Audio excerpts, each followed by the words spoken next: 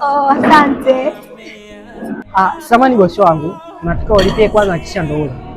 Nilipie kwanza. Sijajua, asante.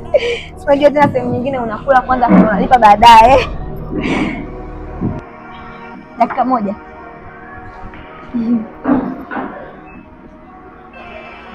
Kaka. Naona sioni hela. Niliweka pochi humu hela lakini sasa sioni. Dadangu, muda inabidi nione, orders zinahitajika nyingi kule. Haki ya Mungu kakaangu, sioni hela. Nimesahau pochi nyumbani. Sioni hata 100.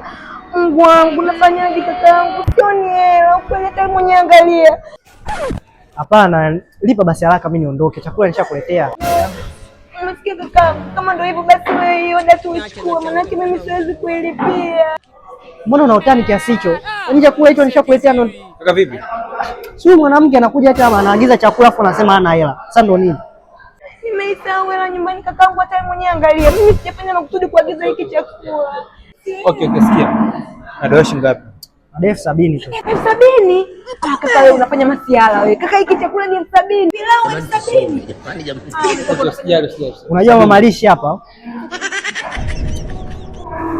Unaniweka kifuani. Wewe, usikomwe. Acha, usikaribie. Asante bosi wangu. Penzi wangu tabibu. Naidi. Mambo. Asante. Barikiwe sana. Hapo kwa una roho nzuri wewe. Hapo unaonekana una hela. Unafanya kazi wapi? Mimi nafanya kazi store, supermarket kwa Dodoma pale karibu na jengo la NIDA mtaa Mtendeli. Tunauza nguo za kike na za kiume, vipodozi, mikoba, viatu, saa. Lakini pia tunafanya delivery, ndio maana niko hapa.